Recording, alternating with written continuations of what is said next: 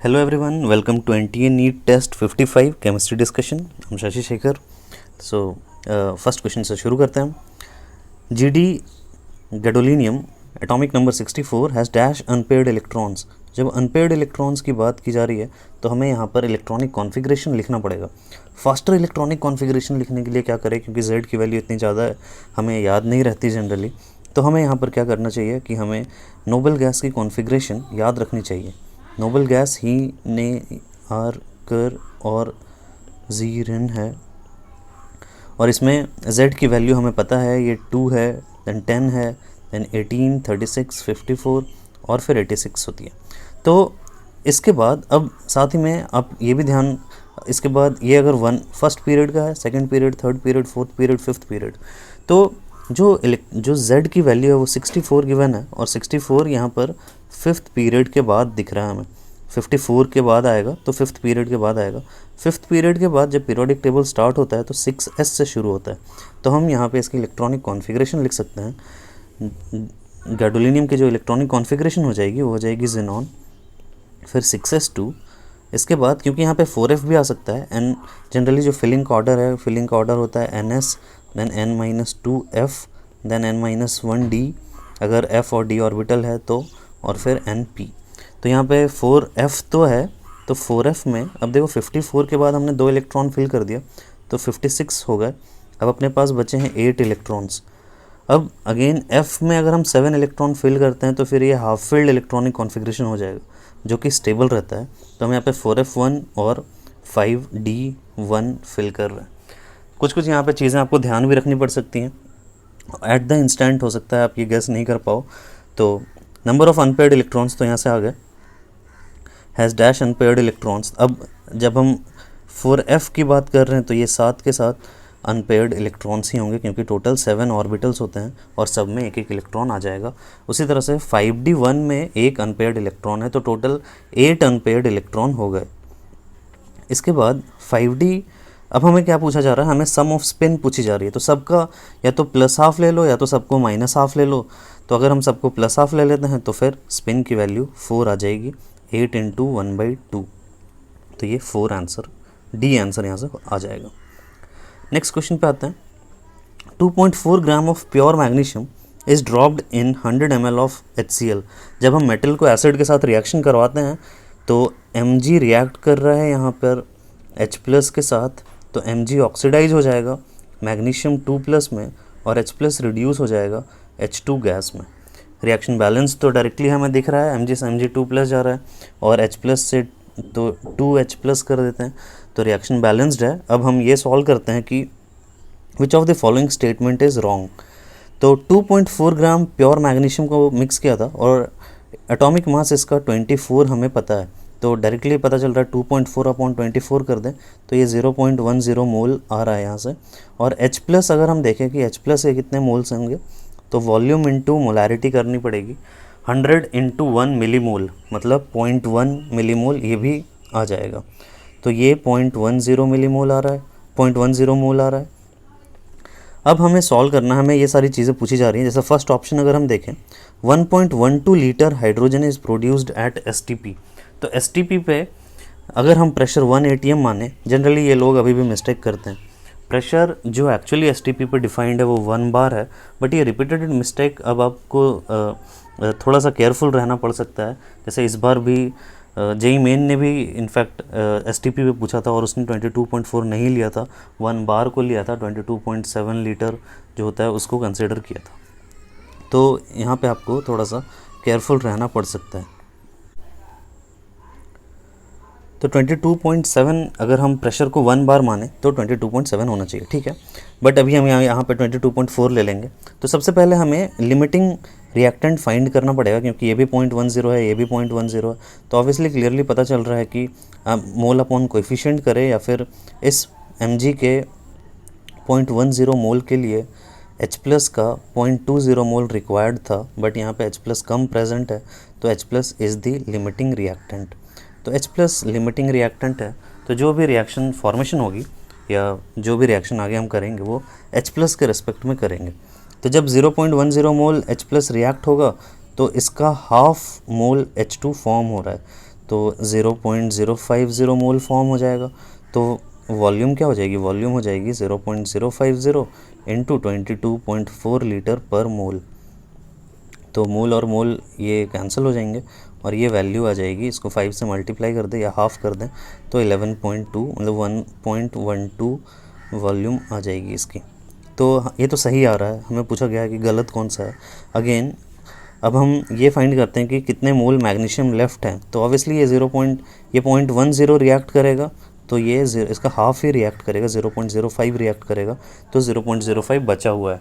फिर HCl is limiting, ये तो हमने देख ही लिया कि H+ लिमिटिंग है यहाँ पे। और अब क्योंकि बी ऑप्शन करेक्ट है तो फिर डी ऑप्शन तो ऐसा ही रॉन्ग है। ये लिख रहा है कि 0.005 mole of magnesium is left behind, तो ये ऑप्शन गलत है। तो थोड़ा सा आपको यहाँ पर क्या करना है, आपको STP में थोड़ा केयरफुल रहना है, कहीं पर धोखा दिया जा सकता है। एन एलिमेंट, नेक्स्ट क्वेश्चन है, N element at atom atomic mass है 100 gram per mole. This is not atom mass, 100 U लिखना ज़्यादा बेटर रहता है, बट ठीक है, पर मोल लिख दिया गया है। Having BCC structure, body centred cubic है, has its cell edge 400 picometre. तो हमें डेंसिटी बतानी है। तो सबसे पहले हम BCC का अगर एक स्ट्रक्चर देखें तो BCC के स्ट्रक्चर में बॉडी सेंटर्ड क्यूबिक है, कॉर्नर पर तो एटम्स रहते ही हैं, कॉर्नर के साथ साथ एक एटम रहता है जो कि बॉडी के सेंटर पे रहता है। तो टोटल नंबर ऑफ एटम, क्योंकि हमें डेंसिटी पूछी गई है, तो डेंसिटी क्या होती है, डेंसिटी होती है मास अपॉन वॉल्यूम। हमें क्या करना है, हमें मास फाइंड करना है और हमें वॉल्यूम फाइंड करना है, डिवाइड कर देंगे तो अपने पास डेंसिटी आ जाएगी। मास क्या हो जाएगा, एक एटम का मास हमें पता है 100 U है एक एटम का मास, और अंदर में टोटल कितने एटम्स हैं, अंदर में एटम है 1 + 1 8 इंटू 1/8। 1 किसके लिए, 1 बॉडी सेंटर्ड के लिए जो पूरा अंदर है, और कॉर्नर पे 8 एटम है और एक का कंट्रीब्यूशन 1/8 है, तो टोटल 2 एटम आ जाएंगे। तो मास ऑफ 2 एटम्स, तो 2 इंटू 100 U। बट हमें किस में चाहिए, हमें आंसर चाहिए ग्राम में। तो U को कन्वर्ट करने के लिए हमें इसको Na से डिवाइड करना पड़ेगा। आप ये याद रख सकते हो, Na into U is equal to gram. तो हम U को ग्राम अपॉन Na भी लिख सकते हैं, U को हम, या फिर ग्राम अपॉन Na इंटू U से इसको कैंसिल आउट कर रहे हैं। तो U और U यहाँ से कैंसिल आउट हो जाएगा, ये वैल्यू आ जाएगी 2 इंटू 100/Na ग्राम। ठीक है, मास आ गया अपने पास। अब हमें क्या चाहिए, हमें चाहिए वॉल्यूम। तो वॉल्यूम इज़ A क्यूब, क्योंकि क्यूब है ये। तो अब हमें एज लेंथ दिया हुआ है, cell edge is 400 picometre, but again हमें सेंटीमीटर क्यूब में आंसर चाहिए। तो हम 400 पिकोमीटर को देखो कैसे कन्वर्ट करें। 400 पिकोमीटर इज़, पहले हम पिकोमीटर को मीटर में कन्वर्ट कर लेते हैं। 1 पिकोमीटर इज़ 10⁻⁻12 मीटर, और इसके बाद 10⁻12 मीटर। अब हम मीटर को सेंटीमीटर में कन्वर्ट कर देते हैं। 1 मीटर इज़ 100 सेंटीमीटर। तो यहाँ से क्या वैल्यू दिख रही है, ये 0 और ये 0, 4 10⁻4 हो गए, ये 10⁻8 आ रहा है। 4 into 10⁻8 centimetre. Picometre picometre cancel हो गया, मीटर और मीटर भी कैंसिल हो गया, तो 4 इंटू 10⁻8 सेंटीमीटर। सारी वैल्यूज़ पुट कर देते हैं। 2 इंटू 100 अपॉन A क्यूब, मतलब 4 का क्यूब मतलब 64 इंटू 10⁻24, और Na 6.0 इंटू 10⁻23। ये वैल्यू आ रही है ग्राम पर सेंटीमीटर क्यूब में। तो ग्राम पर सेंटीमीटर क्यूब है। अब सिंपल हमें बस कैलकुलेशन ही तो करना है। इसको डिवाइड कर देते हैं 2 से, तो ये 32 आ जाएगा, या किसी को भी डिवाइड कर तो 3 आ जाएगा ये, और ये वैल्यू आ जाएगी 10⁻24 है और ये 23 है, तो 10⁻1 बन रहा है, ये आ जाएगा 1000 और अपॉन 64 इंटू 3, तो ये ग्राम पर सेंटीमीटर क्यूब आ जाएगा।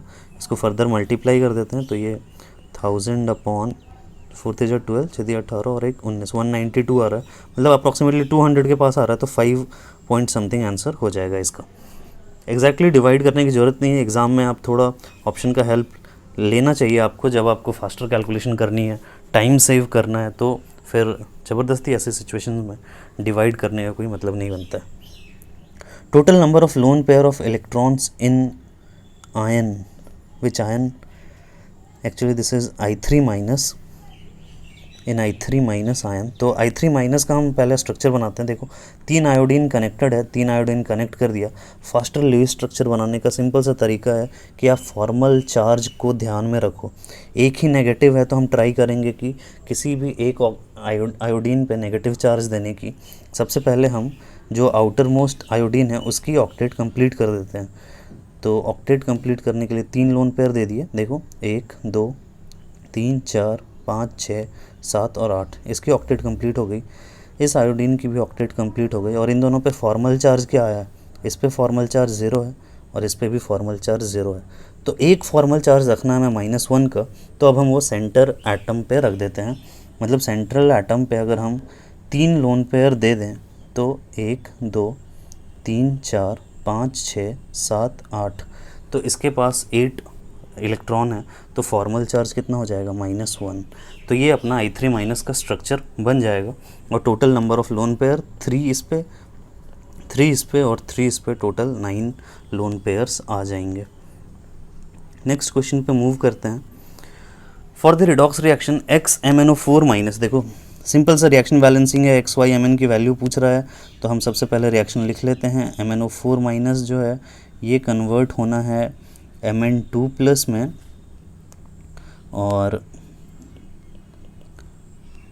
H2C2O4 है, ये कन्वर्ट होना है CO2 में। ठीक है, तो बाकी हम H+ को बैलेंस कर लेंगे। हमें एक्चुअली Z की वैल्यू पूछी भी नहीं है यहाँ पे, तो हम सिंपल इन्हीं को पहले बैलेंस कर लेते हैं। मैग्नीशियम का ऑक्सीडेशन स्टेट यहाँ पे +7 है और ये +2 में जा रहा है। इसका मतलब है कि 5 इलेक्ट्रॉन का चेंज है यहाँ पर। इसके बाद H2C2O4 में हम कार्बन की ऑक्सीडेशन स्टेट निकालें तो ऑक्सीजन के कारण -8 आ रहा है और हाइड्रोजन के कारण +2 आ रहा है, तो बचा -6। तो उसको बैलेंस करने के लिए कार्बन पे +3, ताकि 2 कार्बन मिलकर +6 बना ले। तो +3 और इधर आ रहा है +4, बट एक कार्बन पे +3 है, हमें पहले 2 कार्बन के अकॉर्डिंग लिखना पड़ेगा। तो एक कार्बन पे चेंज 1 इलेक्ट्रॉन का है, तो 2 कार्बन पे चेंज 2 इलेक्ट्रॉन का हो जाएगा। अब यहाँ से हमें पता चल रहा है कि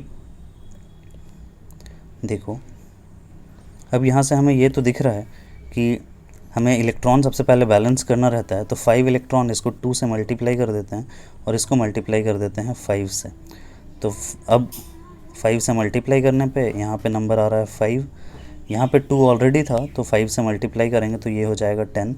और इस इधर वाले को हमें 2 से मल्टीप्लाई करना है, ये 2 और ये 2। तो नंबर X, Y और Mn की वैल्यू आ रही है 2, 5, 2, 10। तो ये value B is the correct answer.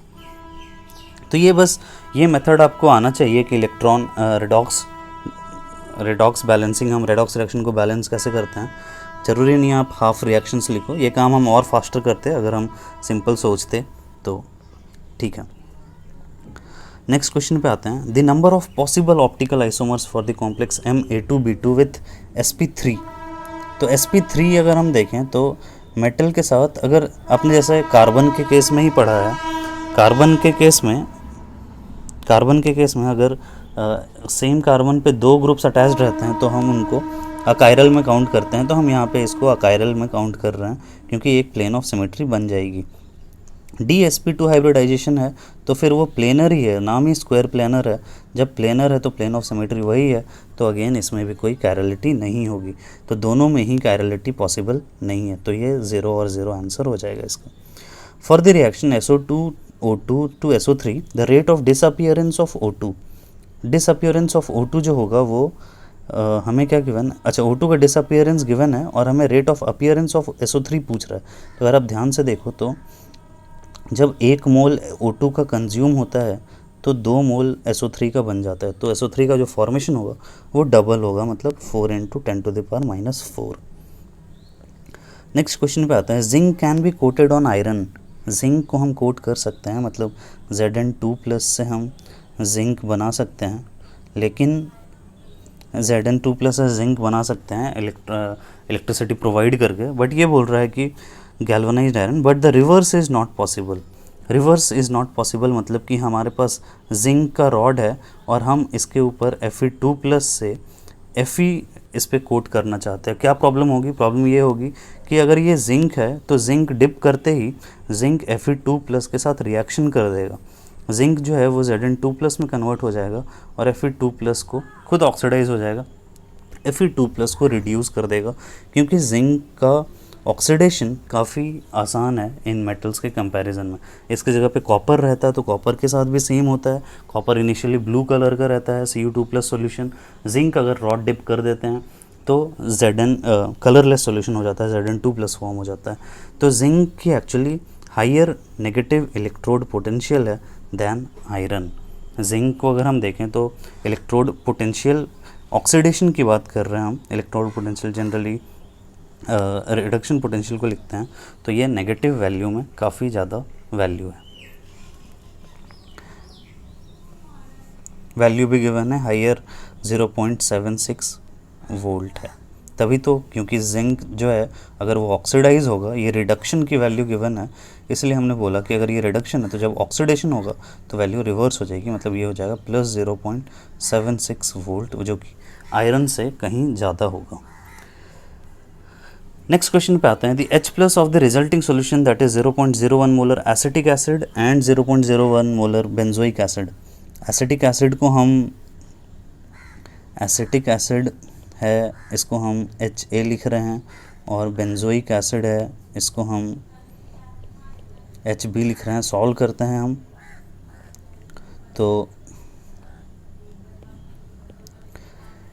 दोनों के ही ज़ीरो मिक्सचर है और दोनों ही 0.01 मोलर प्रेजेंट है। तो Ha डिसोशिएट होगा, Ha एक्वस प्लस H2O, और ये क्या फॉर्म करेगा? ये फॉर्म करेगा H3O plus aqueous plus A minus aqueous. हम बिना फार्मूला यूज़ किए ही सॉल्व कर रहे हैं।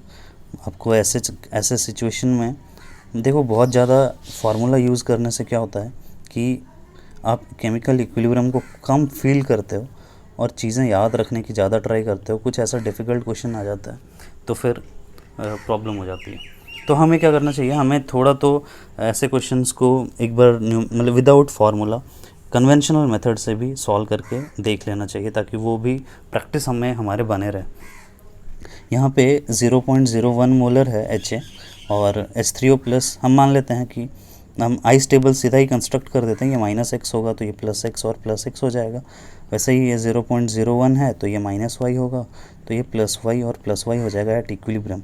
बट अगेन ये H3O+ भी फॉर्म हो रहा है, यहाँ भी H3O+ फॉर्म हो रहा है, तो हमें दोनों को ऐड करना पड़ेगा।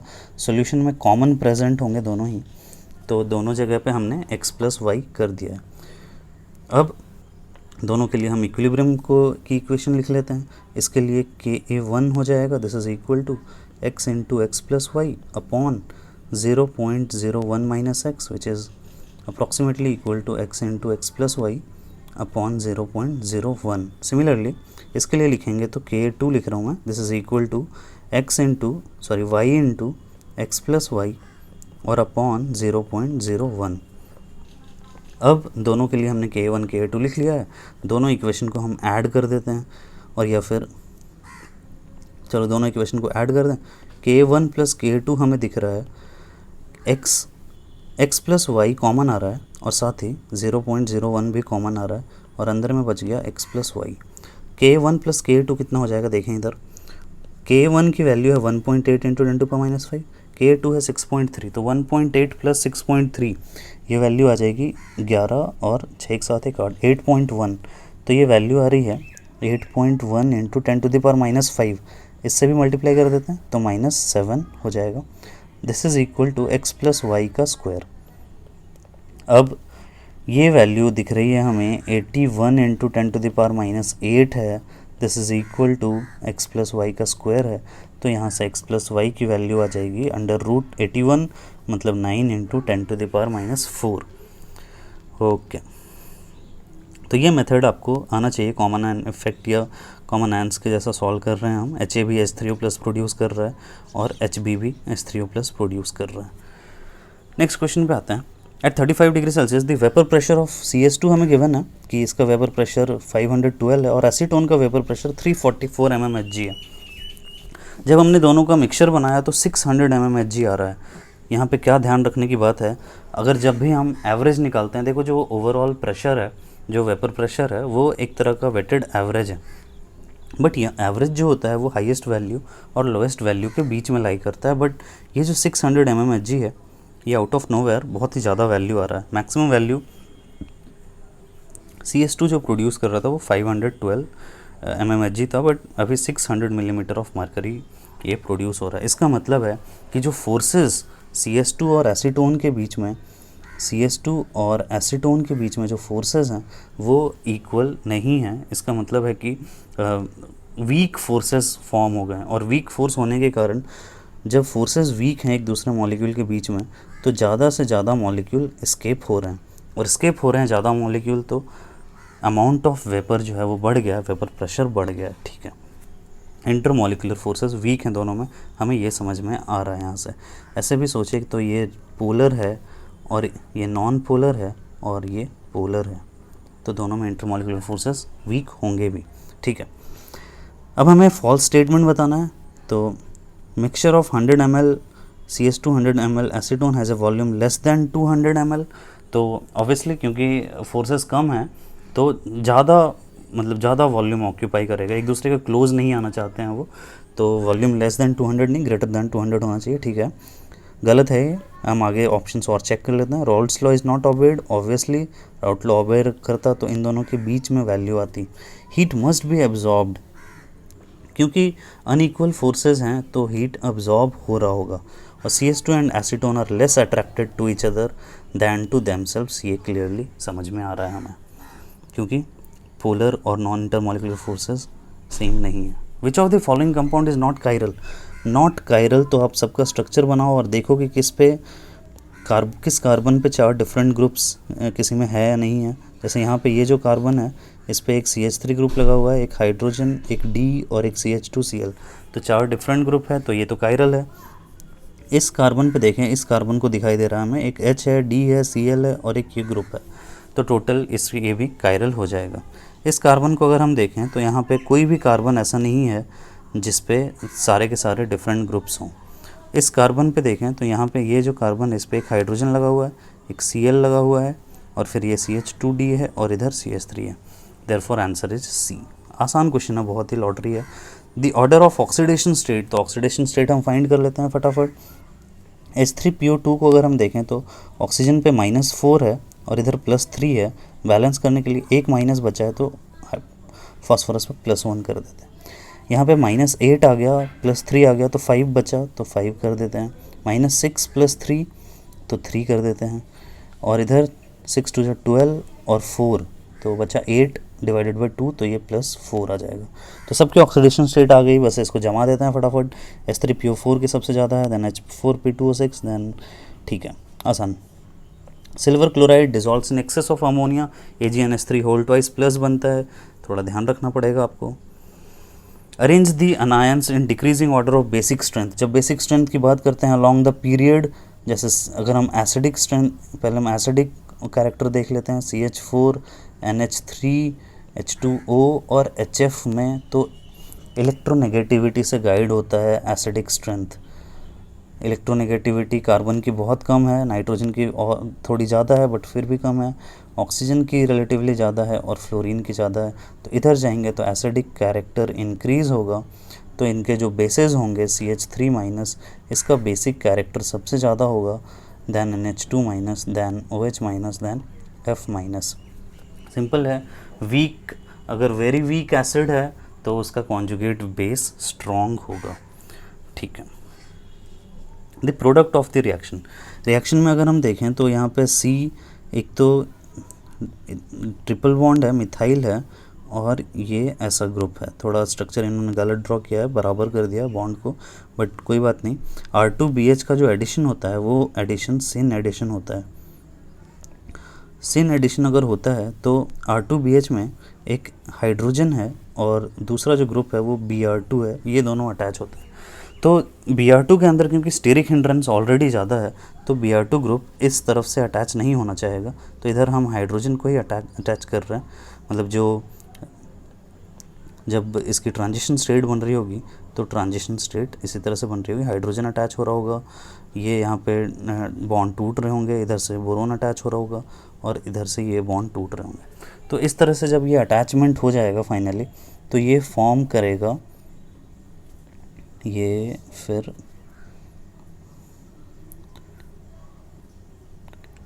सिस बना लेते हैं हम। इधर हाइड्रोजन लग गया, इधर Br2 लग गया और इधर Me लग गया। फिर Br2 के जगह पे इसको रिप्लेस करके OH आ जाएगा और फिर OH कन्वर्ट हो जाएगा। जब हम H2O2 NaOH के साथ रिएक्शन कराएंगे तो ये OH में कन्वर्ट हो जाएगा और फिर ये जो इनोल है, इनोल कन्वर्ट हो जाएगा कीटोन में, तो ये डबल बॉन्ड O यहाँ पे फॉर्म हो जाएगा। तो सेकेंड पोजीशन पे कीटोन फॉर्म होता हुआ दिखाई दे रहा है हमें। 16 देखें, the reaction H2O2 with H2S, H2O2 क्या करेगा, H2S को ऑक्सीडाइज कर देगा। सल्फर यहाँ पे -2 ऑक्सीडेशन स्टेट पे है, तो ऑक्सीडाइज होके +0 स्टेट पे जा रहा है। H2S प्लस H2O2 का ऑक्सीडेशन हो रहा है, तो H2O और सल्फर एटम फॉर्म हो रहा है। सिंपल सी रिएक्शन है। Which statement is false for the periodic classification, false बताना है हमें। The properties of the elements are periodic function of their atomic number, सही बात है, इसको अरेंज ही ऐसा किया गया है मॉडर्न पीरियोडिक टेबल में। Non metallic elements are lesser in number than metallic element, obviously जो मेटालिक एलिमेंट है वो लगभग 75% ऑफ पीरियोडिक टेबल कवर करते हैं। जब आप पीरियोडिक टेबल देखते हैं तो उसमें हमें मैक्सिमम जो एलिमेंट है वो यहाँ तक लगभग मेटल, ये सारे के सारे मेटल हैं और इधर कुछ मेटलॉइड्स आते हैं और फिर बहुत ही कम नॉन मेटल्स आते हैं। The first ionisation energy of the element along a period do not vary in a regular manner, तो ये स्टेटमेंट भी ट्रू है क्योंकि ये बहुत ज़्यादा बीच बीच में नाइट्रोजन ऑक्सीजन का एक्सेप्शन आ जाता है और ये सब एक्सेप्शन की वजह से do not vary too much. For transition element d electron are filled monotonically with increase in atomic number, तो डी इलेक्ट्रॉन्स का फिलिंग थोड़ा कभी कभी जैसे क्रोमियम के केस में, कॉपर के केस में, इसके केस में प्रॉब्लम आ जाती है, तो ये एक फॉल्स स्टेटमेंट है, मोनोटोनिकली फिल नहीं करते हैं हम। What is the density of solution sulphuric acid used electrolyte in acid accumulator, आपको याद रखना पड़ेगा ये कि डेंसिटी, अब अपने पास जो एक्सप्लेनेशन है, the density of solution of sulphuric acid used as electrolyte in lead accumulators is 1.2 gram per litre, it corresponds to 38% by mass of sulphuric acid. तो आप ज़्यादा इनके कन्वर्जन नहीं कर सकते हैं, चीज़ें कुछ कुछ कहीं पे याद रखनी पड़ सकती हैं आपको। Which one of the following set of metals deposits as anode mud during the process of electrolytic refining of copper? जब इलेक्ट्रोलाइटिक रिफाइनिंग हो रहा होता है तो इम्प्योर कॉपर से प्योर कॉपर के तरफ यहाँ से Cu प्लस के फॉर्म में निकलेगा और इधर कॉपर के फॉर्म में डिपॉजिट होगा। तो कॉपर का ऑक्सीडेशन आसान हो रहा है, अगर कोई ऐसा मेटल डाल दिया जाए जिसका ऑक्सीडेशन आसान होगा तो फिर वो ऑक्सीडाइज हो जाएगा। बट यहाँ पे ऐसे मेटल्स होंगे जिसका ऑक्सीडेशन डिफ़िकल्ट है, तो वो मेटल, कॉपर निकल गया तो जो बचे हुए मेटल्स हैं वो इस कंटेनर में नीचे आके इधर डिपॉजिट हो जाता है, जिसको हम एनोड मड बोलते हैं। तो उनमें है Ag and Au। Silver and gold mud बोल रहे हैं केमिकल के केस में, और हम गोल्ड और सिल्वर की कितनी इज्जत है आपको पता है। 20th में फर्स्ट यहाँ पे OH लगा हुआ है, PH MgBr के साथ रिएक्शन कर रहा है, तो एक PH तो बाद में लगाया गया है और एक कीटोन बना लें अगर हम PH और PH से, तो PH MgBr माइनस पे अटैक कर रहा है, O माइनस बन जाएगा, तो अपने पास रिक्वायर्ड आंसर आ जाएगा। Pick out the correct statement with respect to MnCN6(3+) manganese की जो ऑक्सीडेशन स्टेट है, स्कैंडियम, टाइटेनियम, वेनेडियम, क्रोमियम और मैंगनीज, तो वो है 5, मतलब मैंगनीज है 25 और ये है 3d5 4s2। तो अब इसके अंदर जब हम देख रहे हैं तो 3+ आयन बनाना है, मतलब Mn3+ अगर हम देखें तो ये है 3d4, मतलब कि 1 2 3 4 और 5 इलेक्ट्रॉन, 4 इलेक्ट्रॉन इसमें फील्ड हैं। बट क्योंकि Cn जो है वो स्ट्रॉन्ग फील्ड लिगेंड है, तो स्ट्रॉन्ग फील्ड लिगेंड है तो फिर हम इसमें पेयरिंग करा देंगे, और पेयरिंग करा देंगे तो 1 2 3 4, मतलब d ऑर्बिटल जो है वो यूज़ किया जा सकता है एज हाइब्रिडाइजेशन, और ये D2sp3 हाइब्रिडाइजेशन बना लेगा with octahedral structure. The increasing order of atomic radii of the following group 13 boron, aluminium और गैलियम, इंडियम और Tl। तो इसमें जब हम देख रहे हैं तो जनरली डाउन द ग्रुप जाते हैं तो साइज़ बढ़ती है, बट यहाँ पे क्या होता है कि ये 3s2 और 3p1 है और ये है 4s2 और 3d10 बीच में आ जाता है और फिर है 4p1। तो इस 3d10 की वजह से क्या होता है कि डी ऑर्बिटल जो है उनकी स्क्रीनिंग थोड़ी पुअर रहती है, उतना ज़्यादा वो इफ़ेक्ट नहीं करते हैं, मतलब रिपेल नहीं कर पाते हैं। तो बट जो नंबर ऑफ़ प्रोटॉन्स तो अंदर बहुत ज़्यादा बढ़ गए हैं, नंबर ऑफ़ प्रोटॉन्स बढ़ने के कारण गैलियम को अट्रैक्ट करना शुरू करता है और साइज़ इतनी छोटी हो जाती है कि वो एल्यूमिनियम से भी कम हो जाती है। तो गैलियम का यहाँ पे सब, अगर इन्हीं चार में अगर हम कंपेयर करें तो गैलियम का कम है और फिर उसके बाद नीचे जाने पे फिर रिलेटिवली बढ़ रहा है, बट बहुत ज़्यादा इंक्रीमेंट नहीं देखने को मिलता है, क्योंकि अगेन सेम रीज़न, क्योंकि डी ऑर्बिटल, एफ ऑर्बिटल इनकी shielding poor. Identify the monosaccharide containing only one asymmetric carbon. तो एक ही एसिमेट्रिक कार्बन तो केवल ग्लिसरॉल्डिहाइड, बहुत ही बेसिक स्ट्रक्चर है, सब पढ़ते हो आप लोग कि एक CHO ग्रुप है और ग्लिसरॉल्डिहाइड OH है, CH2OH है और हाइड्रोजन है जो हमने डी ग्लिसरॉल्डिहाइड बनाया। राइबोज जो है वो 5 मेंबर्ड रिंग है जनरली, और इरिथ्रोज जो है वो 4 कार्बन का रहता है। तो इसमें 2 इरिथ्रो और थ्रियो, अगेन इरिथ्रो का मतलब है कि सेम साइड है, थ्रियो का मतलब है कि अपोजिट साइड है, CHO होगा, एक CH2OH होगा, तो ये इरिथ्रोज होगा। तो इसमें भी 2 एसिमेट्रिक सेंटर हैं। विच ऑफ द फॉलोइंग कंपाउंड है S4 क्लोरो। तो 4 क्लोरो का मतलब है कि ये नंबर 1 हो गया, ये नंबर 2 हो गया, 3 हो गया, 4 हो गया, सही बात है। अब इसमें भी 1 2 3 4 है। इसमें देखें तो 1 2 3 4 5 है, तो ये गलत है। इनमें हम पहले देख लेते हैं, इन्हीं दोनों में से कोई आंसर होगा, क्योंकि एक R होगा, एक S होगा। तो Cl की प्रायोरिटी सबसे ज़्यादा है, नंबर 1 Cl की प्रायोरिटी सबसे ज़्यादा हमने असाइन कर दी। इसके बाद इधर जाएंगे तो डबल बॉन्ड दिख रहा है, फैंटम एटम बनाओगे तो इसकी प्रायोरिटी ज़्यादा आ जाएगी। और इधर आ गया 3 1 2 3, जब हम रोटेट कर रहे हैं तो ये एंटी क्लॉकवाइज जा रहा है, जो कि S है, तो ये सही आंसर है अपना।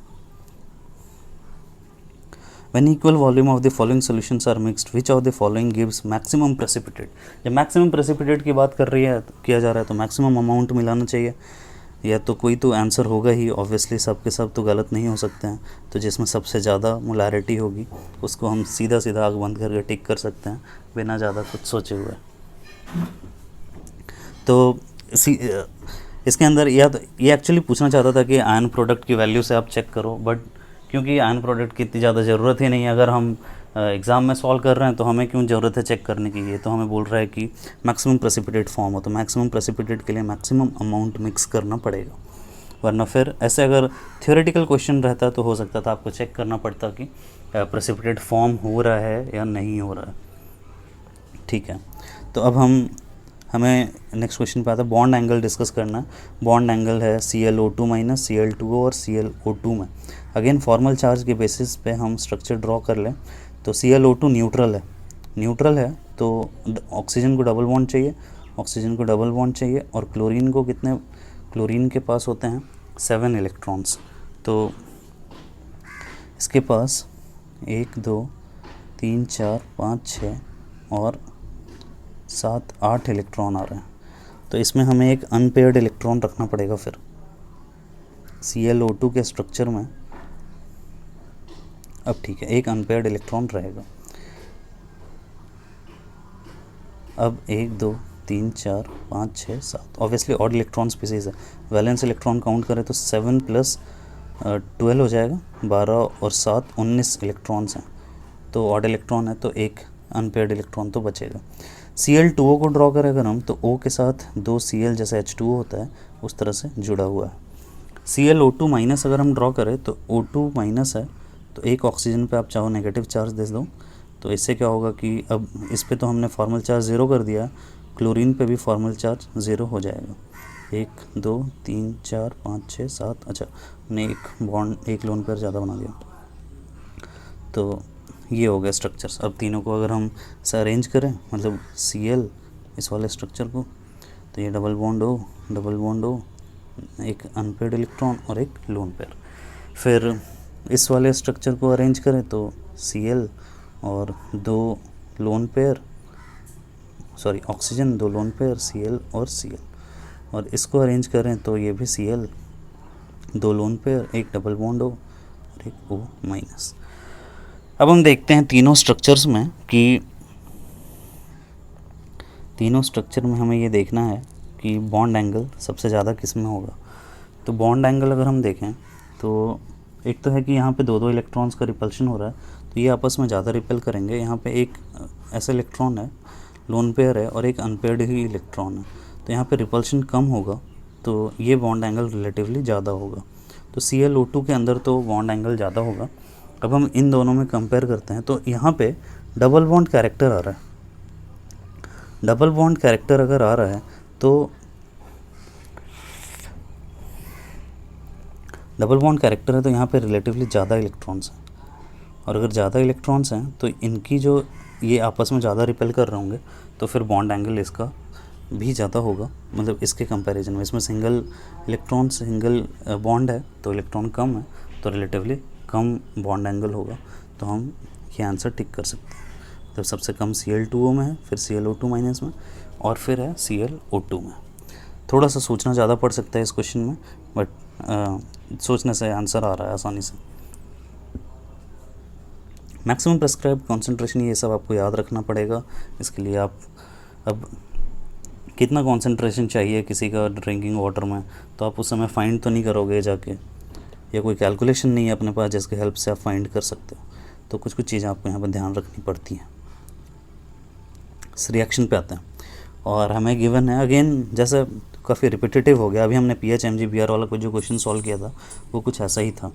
तो यहाँ पे CH3 MgBr हमने यूज़ किया है, तो एक CH3 तो हम हटा देते हैं और जो बचेगा वो कीटोन बन जाएगा। तो अब इस कीटोन के ऊपर फिर K2Cr2O7 से रिएक्शन कराया, मतलब ऑक्सीडेशन कराया, तो वहाँ पे हम अल्कोहल लगा देते हैं। तो अल्कोहल लगा दिया, इसका हम K2Cr2O7 से एक रिएक्शन कराएंगे तो B जो होगा वो कीटोन बन जाएगा, और फिर कीटोन का रिएक्शन कराएंगे इसके साथ, तो MgBr के साथ तो रिक्वायर्ड प्रोडक्ट फॉर्म हो जाएगा। Maximum number of 90 degree angles, तो maximum number of 90 degree angles तो ऑक्टाहेड्रल में ही रहते हैं। ऑक्टाहेड्रल में अगर हम देखें तो इस एटम को अगर A को कंसीडर करें तो B के साथ 90 डिग्री है, C के साथ 90 डिग्री है, D के साथ 90 डिग्री है, E के साथ 90 डिग्री है। अगर हम F को कंसीडर करें तो अगेन इन चारों के साथ 90, too much of 90 degree angles है जब sp3d2 हाइब्रिडाइजेशन रहता है।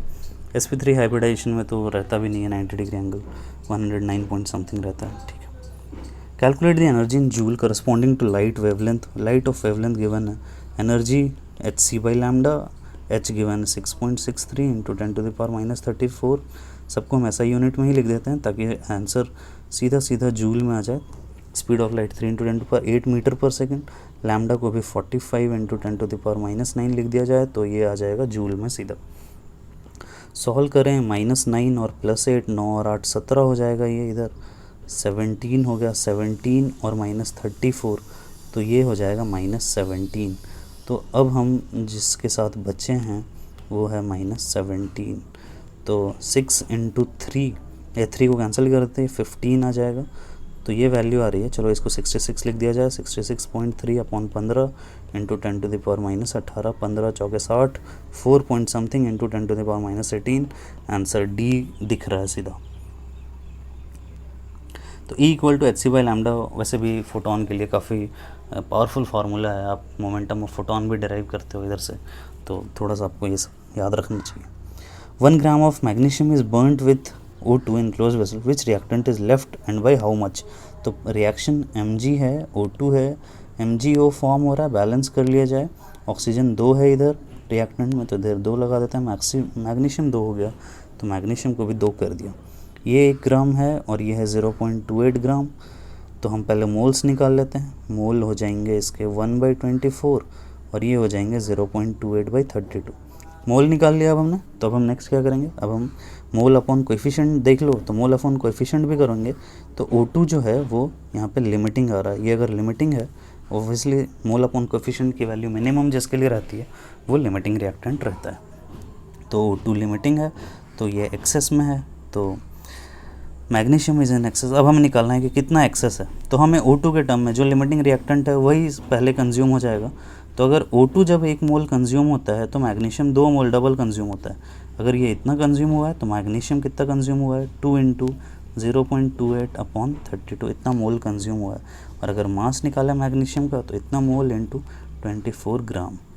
तो इसको कैंसिल कर दिया जाए, 2 टाइम्स 16 से कैंसिल हो रहा है, और 4 चौके 16, 4 छः 24, 2 तिया 6, 2 दूनी 4, 2 14 दूनी 28, ये वैल्यू आ गई 0.42। ये यूज़ हुआ है, इतना मैग्नीशियम यूज़ हुआ है, तो बचा कितना mass left, 1 minus 0.42, this is equal to 0.58 gram.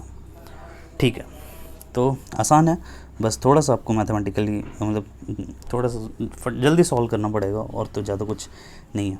Try carboxylic acid, तो मेलोनिक एसिड,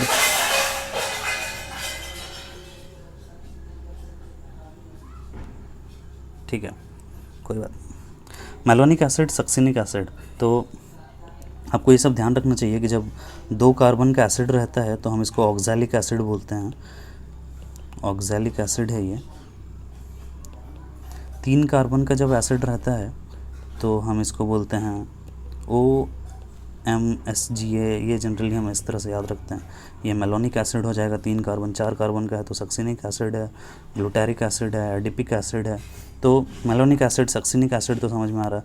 मैलिक एसिड भी 3 कार्बन का एसिड है जिसके अंदर डबल बॉन्ड OOH है, एक OH ग्रुप भी रहता है इसमें बस। तो ये ऐसा एसिड है, 4 कार्बन है सॉरी। और साइट्रिक एसिड, तो ये सब क्या है, ये सब डाईओइक एसिड्स हैं। सिट्रिक एसिड एक अकेला एसिड है जो कि ट्राईओइक एसिड है, अकेला नहीं मतलब इस एग्जांपल में, इस क्वेश्चन में एक अकेला एसिड है जो कि ट्राईओइक एसिड है।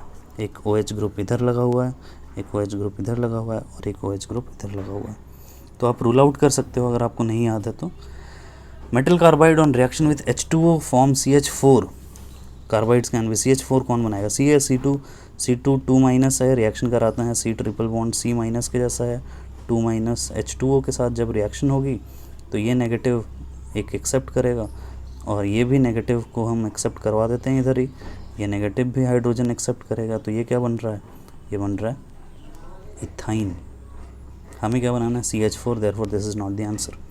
Mg3C2 कुछ नहीं होता है, इन्होंने गलत लिख दिया है, Mg2C3 अगर देखें तो C ट्रिपल बॉन्ड C, एक C, ये माइनस चार्ज एक दे देते हैं, कार्बन पे कितना चार्ज आ जाएगा, C3 है, 2 माइनस आ जाएगा, सॉरी 4 माइनस आ जाएगा, Mg2 प्लस है तो 4 माइनस आ जाएगा, एक नेगेटिव इस पे आ जाएगा तो 3 नेगेटिव इस पे आ जाएंगे। अब हाइड्रोजन एक्सेप्ट कराओ तो ये फाइनली क्या फॉर्म हो जाएगा, ये इधर एक हाइड्रोजन एक्सेप्ट करेगा और ये 3 हाइड्रोजन एक्सेप्ट करेगा, तो ये प्रोपाइन बनता हुआ दिख रहा है। लेकिन हमें क्या बनाना है, CH4, तो ये भी आंसर नहीं है। Be2C देखें तो Be बेरिलियम 2 प्लस है तो C4 माइनस होगा, ये H2O के साथ रिएक्ट करके CH4 बना लेगा, तो ये Be2C is the correct answer. Which of the following carbocation is most stable, जो 3 डिग्री कार्बोकैटायन जनरली यहाँ पे जैसे 2 डिग्री कार्बोकैटायन लिया हुआ है, ये 3 डिग्री कार्बोकैटायन है, ये 1 डिग्री है, 2 डिग्री है, तो ऐसे केसेस में तो 3 डिग्री कार्बोकैटायन सबसे ज़्यादा स्टेबल है। Second is the correct answer, lottery question. Calculate the work done during combustion of 0.138 kg ethanol, तो हमें एट 300 केल्विन गिवन है और R की वैल्यू गिवन, और कुछ ऐसा डेल्टा H और ये सब वैल्यूज़ हमें गिवन नहीं है, तो फिर हमें वैसे भी हमें एक्सपेंशन और कॉन्ट्रैक्शन वर्क के बारे में पूछ रहा है, तो हमें आइडियल गैस मानते हुए क्वेश्चन को सॉल्व करना पड़ेगा। C2H5OH लिक्विड दिया हुआ है, तो C2H5OH लिक्विड है, जब इसको हम कंबशन करेंगे, O2 के साथ रिएक्शन करेंगे तो ये फॉर्म होगा CO2 जो कि गैसियस फॉर्म होता है, और साथ ही फॉर्म होगा H2O जो कि टेम्परेचर डिपेंडेंट है, 300 केल्विन पे रिएक्शन हो रही है, तो ये लिक्विड स्टेट में फॉर्म होगा। ठीक है, रिएक्शन को बैलेंस कर लेते हैं। कार्बन 2 है तो इधर भी कार्बन 2 लगा दिया जाए, फिर हाइड्रोजन 5 और एक 6 है तो इधर 3 लगा दिया जाए। अब ऑक्सीजन टोटल कितना हो गया, इधर 4 और 3 7, इधर 1 है, 4 और 3 7, तो यहाँ पे 3 O2 हो जाएगा गैस। तो ठीक है, मतलब पहले तो 3 मोल थे गैस के, और फिर अब 2 मोल गैस के बन रहे हैं, इसका मतलब है कि गैस के मोल्स कम हो रहे हैं। रिएक्शन जैसे पहले तो 3 मोल था इनिशियली और बाद में 2 ही मोल हो रहा है, मतलब कंप्रेशन हो रहा है, मतलब वर्क डन जो है on the system is positive. तो आंसर या तो ये होगा और या तो ये होगा, इतना तो हमें पता चल गया। तो वर्क डन निकाल लिया जाए, work done is P delta V या P external delta V minus में दिस इज़ इक्वल टू, क्योंकि प्रेशर कांस्टेंट है तो आप P V minus P V final minus P V initial भी लिख सकते हो, और हम इसको माइनस डेल्टा पी वी भी लिख सकते हैं।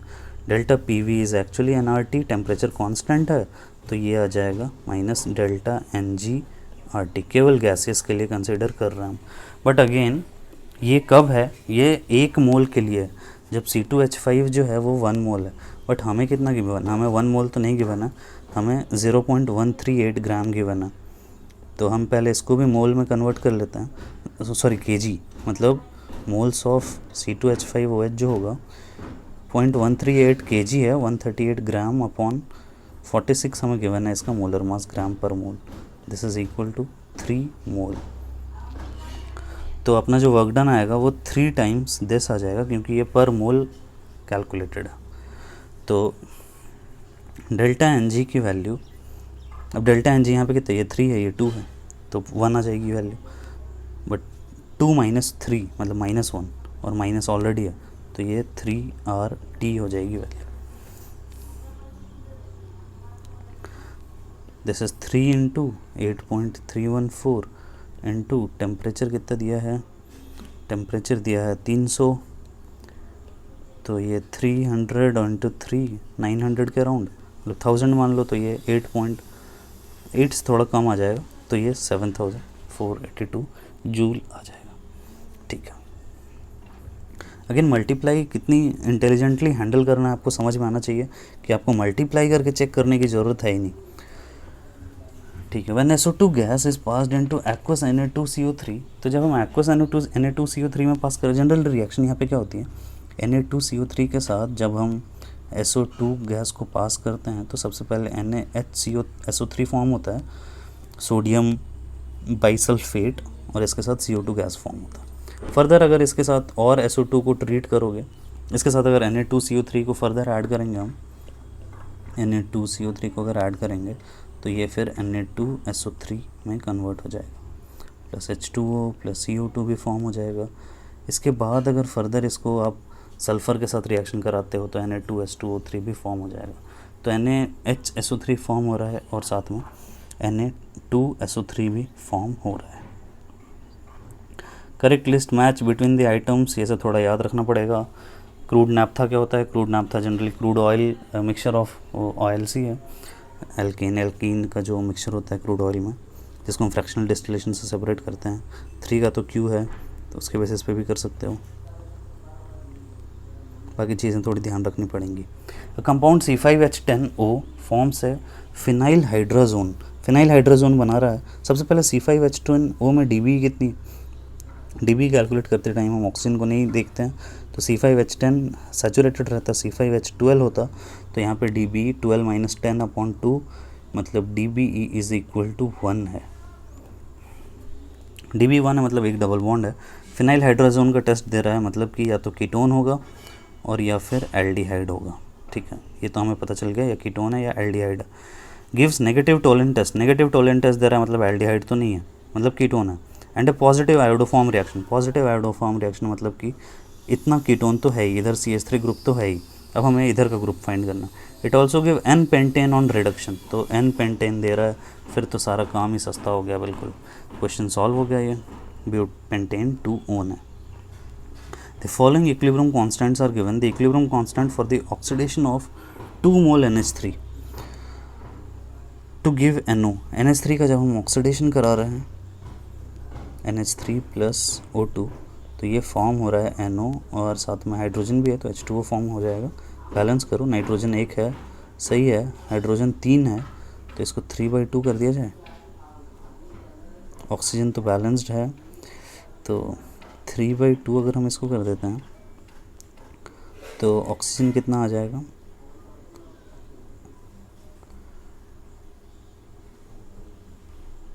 NH3 में ऑक्सीजन इधर हो गया टोटल 3/2 और एक 5/2, 3/2 + 1 5/2 हो गया, तो इधर भी 5/2 रखना पड़ेगा, मतलब इसको 5/4 से मल्टीप्लाई कर देते हैं, ठीक है। बट हमें क्या चाहिए, हमें 2 मोल NH3 चाहिए, तो इस रिएक्शन को फर्दर 2 से मल्टीप्लाई कर दिया जाए, 2 से मल्टीप्लाई कर देते हैं, तो ये बनता हुआ दिख रहा है 2NH3 + 5/2 O2, और ये क्या दे रहा है, ये दे रहा है 2NO और प्लस 3H2, ठीक है।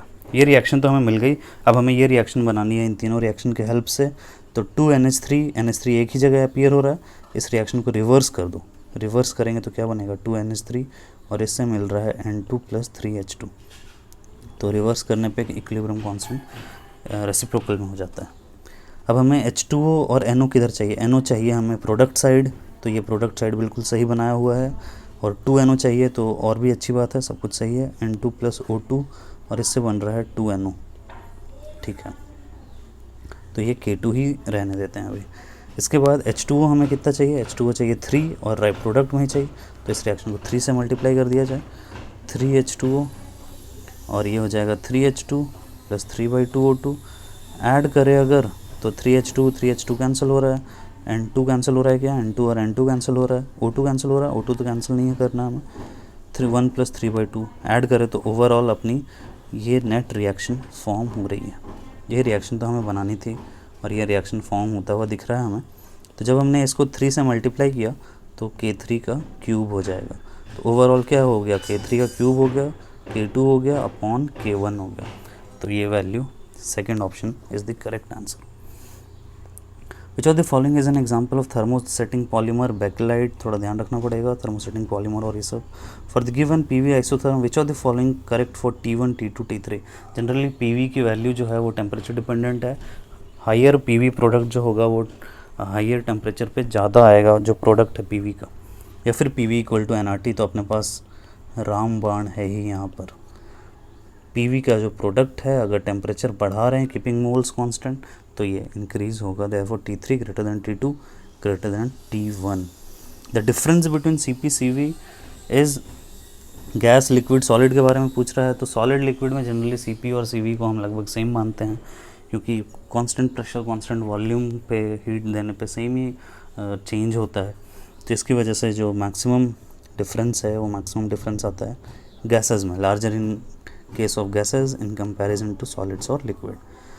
बारबिट्यूरेट्स आर पोटेंट हिप्नोटिक्स, किसी को हिप्नोटाइज करना है तो आप यूज़ करना। What will be the product when benzaldehyde is treated with NaOD in D2O। Benzaldehyde का जब हम OH- के साथ रिएक्शन कराते हैं तो वो क्या फॉर्म करता है, वो बेंजोकैनिज़ारो रिएक्शन, एक ऑक्सीडाइज हो जाएगा और एक रिड्यूस हो जाएगा। ऑक्सीडाइज मतलब एसिड और सॉल्ट, और रिड्यूस मतलब अल्कोहल। रिएक्शन मैकेनिज़्म इंपॉर्टेंट है यहाँ पे। NaOD ऐड किया है तो OD- अटैक करेगा इस पर, तो ये O- फॉर्म हो रहा है फर्स्ट स्टेप में, तो ये बनता हुआ हमें दिख रहा है ऐसा, ये O- बन गया, OD आ गया और एक हाइड्रोजन आ गया। अब ये जो O- है ये O- अपना इलेक्ट्रॉन वापस डोनेट करेगा। अगर OD निकल गया फिर तो यही स्ट्रक्चर बन जाएगा, बट अगर हाइड्रोजन निकला एज हाइड्राइड आयन तो ये जो हाइड्रोजन है ये फर्दर किसको जाके डोनेट करता है, ये दूसरे बेंजल्डिहाइड को जाकर डोनेट करेगा, और ये हाइड्रोजन इस बेंजल्डिहाइड पर अटैक करेगा एज H-, तो ये O- बन जाएगा यहाँ पे। तो ये जो स्ट्रक्चर है जब हाइड्रोजन डिपार्ट कर गया तो ये स्ट्रक्चर कैसा बन रहा है, ये स्ट्रक्चर बन रहा है डबल बॉन्ड OOD, और ये स्ट्रक्चर कैसा बन रहा है, ये बन रहा है डबल बॉन्ड, ये O- एक H और एक H। अब क्योंकि सॉल्यूशन में D2O है तो ये एक D2O से एक ड्यूटेरियम एब्स्ट्रैक्ट करेगा, और OD- भी है तो OD- इस ड्यूटेरियम एसिड को एसिड बेस रिएक्शन हो जाएगी यहाँ पर, तो ये बन जाएगा डबल बॉन्ड O- और ये क्या बन रहा है, ये बन जाएगा CH2 और OD। तो ये अपना रिक्वायर्ड आंसर आ जाएगा, एक CH2OD बन रहा है और एक C6H5CO2 सॉल्ट बनता हुआ दिख रहा है। मैकेनिज़्म अगर नहीं पढ़े हो, रट लिए हो कि कैनिज़ारो रिएक्शन किस में होता है क्या होता है, क्वेश्चन भारी पड़ सकता है ऐसा। Again what is the correct explanation for non reducing property of sucrose. Non reducing property कब आती है? जब उसमें एसिटल ग्रुप रहता है। तो देखिए ज़रा एसिड, अब सुक्रोज एक्चुअली क्या है? सुक्रोज अल्फ़ा ग्लाइकोसाइडिक लिंकेज, मतलब जब एक ग्लूकोज और फ्रुक्टोज जब मिलता है, जनरली देखो जो मोनोमर्स है वो मोनोमर्स 3 बेसिक तरह से ऐसे तो किसी भी तरह से मिल सकता है, बट 3 बेसिक तरह से मिलता है। एक 1,4 लिंकेज बनाते हैं, 1,6 लिंकेज बनाते हैं और 1,1 लिंकेज बनाते हैं, ये मेजर है। बाकी 1,2 बना सकते हैं, 1,3 बना सकते हैं, बट वो कम मिलते हैं। नेचर में ये सब ज़्यादा मिलता है। जब 1,4 लिंकेज होता है तो फिर सेलोबायोज जैसे एग्जांपल है, और माल्टोज एग्जांपल है, और आपने पढ़ा होगा लैक्टोज भी एग्जांपल है। 1,6 में जेंटीबायोज होता है, और 1,1 लिंकेज एक सुक्रोज है। 1,1 जब हम ऐसे मतलब रिंग के केस में 1 बोल रहे हैं, एक्चुअली सुक्रोज किसके मिलने से बन रहा है? सुक्रोज मिलता है ग्लूकोज और फ्रुक्टोज से। अब देखते हैं हम, जब ग्लूकोज का स्ट्रक्चर हम ड्रॉ कर रहे हैं, ग्लूकोज ऐसा है, अल्फ़ा ग्लूकोज रहता है। अल्फ़ा मतलब कि ट्रांस है, इधर है ऑक्सीजन और इधर CH2OH ग्रुप है, तो ये अल्फ़ा ग्लूकोज है। और दूसरा फ्रुक्टोज, तो फ्रुक्टोज में बीटा रहता है, बीटा फ्रुक्टोज है, तो ये इधर है इसका OH, तो OH जो कि H2O के साथ यहाँ से डिपार्ट कर गया है, ये ऑक्सीजन है जो कि यहाँ पे लिंकेज है। और क्योंकि ये बीटा है, ये है अल्फ़ा, क्योंकि ये ग्लाइकोसाइडिक बॉन्ड है, एसिटल जिसको हम ग्लाइकोसाइडिक बॉन्ड बोलते हैं, ग्लाइकोसाइडिक अल्फ़ा ग्लाइकोसाइडिक लिंकेज है ऑन ग्लूकोज, और बीटा ग्लाइकोसाइडिक लिंकेज हो जाएगा, इधर CH2OH है और इधर ही OH है, सेम साइड है सिस के जैसा, तो ये beta glycosidic linkage on fructose. सही है। अब ये रही बात कि यहाँ जो लिखा हुआ है वो है alpha D glucopyranose. Pyranose is 6 membered ring, तो ये 6 मेंबर्ड रिंग है। अल्फ़ा है, अल्फ़ा ग्लाइकोसाइडिक लिंकेज है, and beta D fructofuranose, furan 5 membered ring है, are linked via C1 and C2 centres respectively. ये जो सेंटर है this is C1 centre, but इसको C2 क्यों बोल रहा है? रिंग में तो ये C1 ही है, अभी हमने बोला कि 1,1 बना रहा है, बट फ्रुक्टोज जो है वो एक्चुअली कीटोज है। कीटोज का मतलब है कि वो डबल बॉन्ड हो, इधर कीटोन है उसमें, जब वो अगर आप इसका चेन फॉर्म देखोगे तो CH2OH है और एक इस तरह के ग्रुप है, तो ये नंबर 1 कार्बन है और ये नंबर 2 कार्बन है, जिस पे अल्फ़ा या बीटा कुछ बनेगा वो नंबर 2 कार्बन है, तो इसको हम C2 इधर से भी, इधर से देख के एक्चुअली लिखा जा रहा है, तो C1 C2 सेंटर रेस्पेक्टिवली ये बन जाएगा। तो ये सुक्रोज़ का एक यूनिट है, एक मतलब एक सुक्रोज़ का मॉलिक्यूल मान लो, अल्फ़ा ग्लाइकोसाइडिक लिंकेज है ग्लूकोज की तरफ से, बीटा ग्लाइकोसाइडिक लिंकेज है फ्रुक्टोज की तरफ से, या फिर C1 C2 सेंटर्स में लिंकेज है। तो नॉन रिड्यूसिंग का मतलब है, क्योंकि अब इस पे देखो ये सेंटर को आइडेंटिफाई भी करना आसान है, ऐसा एक ही कार्बन है, एनोमेरिक कार्बन को आइडेंटिफाई करना आसान है, एक ही कार्बन है जिस पे 2 ऑक्सीजन अटैच्ड हैं, इस कार्बन पे और इधर इस कार्बन पे, तो और वो दोनों कार्बन कैसे हैं? दोनों ही एसिटल ग्रुप। तो जब एसिटल ग्रुप रहता है तो वो नॉन रिड्यूसिंग शुगर बोलते हैं। तो होपफुली आपको ये सारी चीज़ें क्लियर होंगी। अब हम नेक्स्ट डिस्कशन में और नेक्स्ट टेस्ट को हम फर्दर डिस्कस करेंगे। तब तक थैंक यू।